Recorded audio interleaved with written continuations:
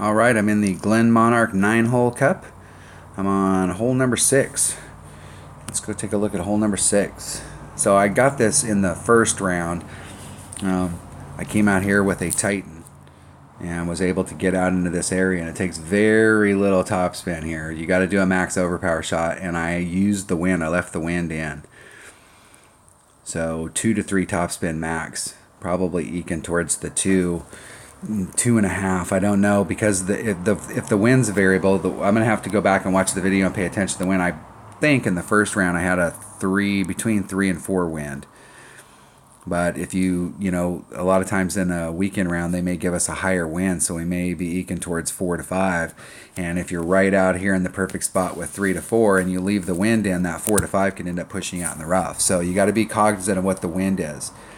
So if you're making the shot with a 3 to 4 wind and then you all of a sudden end up with a 4 to 5, you're going to need to take out a mile per hour. So if you're using an extra mile, you're looking at about a half a ring.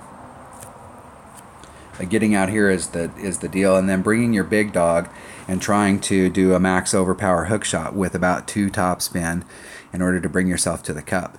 Now when I set that shot up and I pulled back so that I could kind of go back and watch the video to see if there was anything that I was butting up against, and what I was aiming towards is right out in this area, and you can't really see it on this map, but there's a little teeny spot right there. So watch that spot.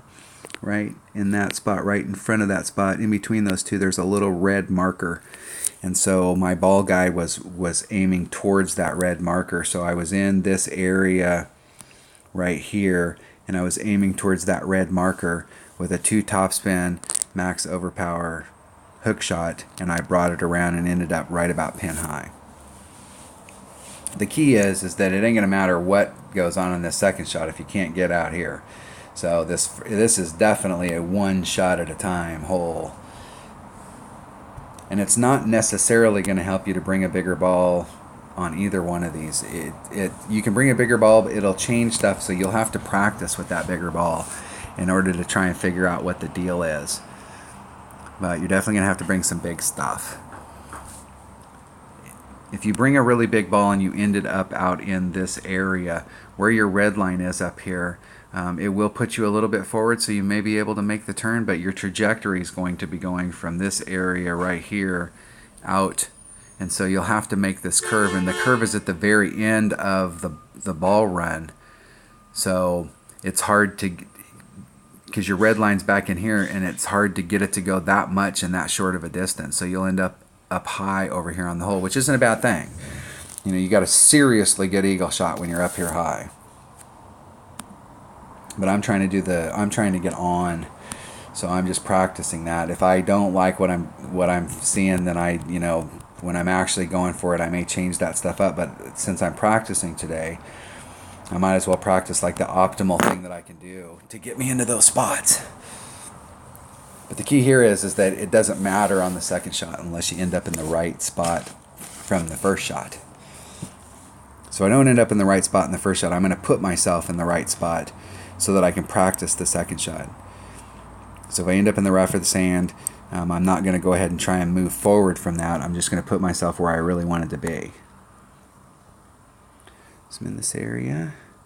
Got about 2 topspin, maybe 2.5. Now a 3-9 wind, that's an important number. 3-9 wind. I'd rather start up here high, where that's skinnier, than to try and be down below. I'm going to do a max overpower.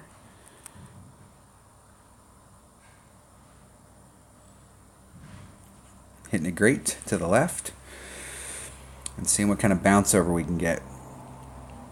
There's 1, there's 2, nicely. 2.5 puts me up there. That's a pretty safe spot to be in. I probably could have eked that towards 3 and still been really nicely in the area. And that was with that in between 3 and 4 wind.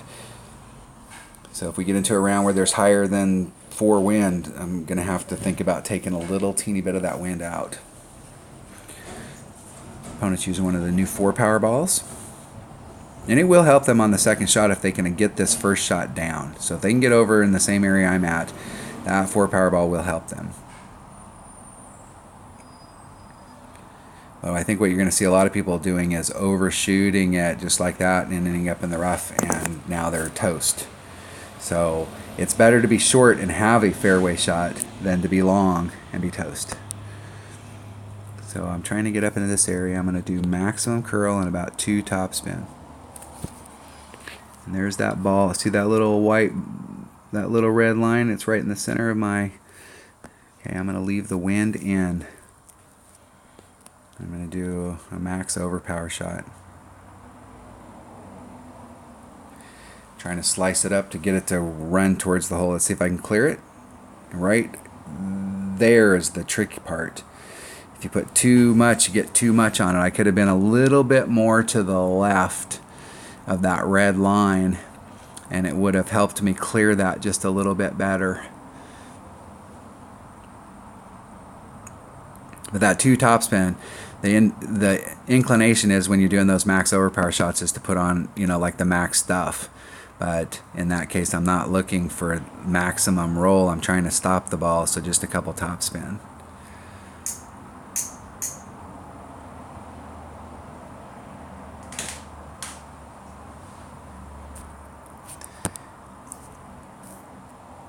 And then you're going to end up with this type of shot for eagle.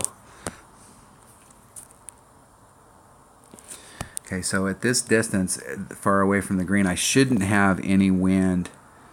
And I think of the cup as being, half the cup as being about 4 miles per hour. And so I should be able to, if I hit this perfect, end up still in the cup, even if the wind does play a factor.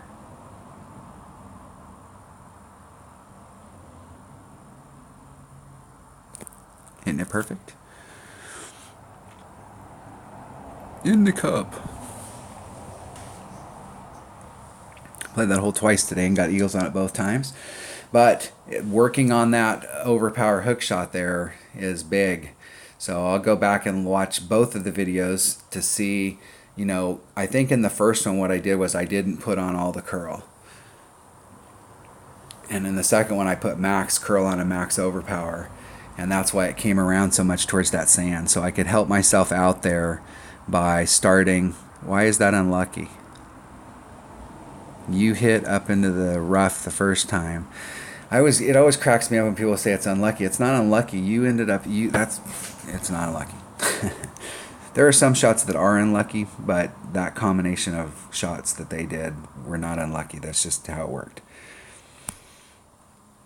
So let's go back and look at that whole Golf Clash notebook. Let's think about what happened here.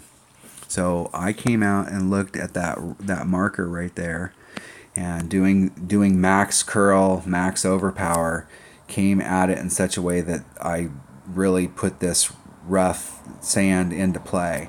So if I'd have come out from that, maybe 2 rings, it would have taken some of that out, and I would have been more in the fairway running towards the green. So looking at it from when I went back and looked at it, that marker out there was the closest thing I could find to a guideline, because I wasn't like on the edge of something. So I'm going to come out, I'm going to use that red marker, but I'm going to maybe move it out to the left so that it's on the edge of, 2 rings in. I think you could probably come out 3 rings and still give yourself plenty of room out here, because if you end up high up here, there is a kind of a backboard. So if you end up high and it's green high, it could roll back down towards the cup, but it's still not a bad chip in from up high up here. The goal is to get yourself to the point where you can make that chip in. Okay. Hole number 6 of the Glenmonarch 9-hole cup. Thanks for watching.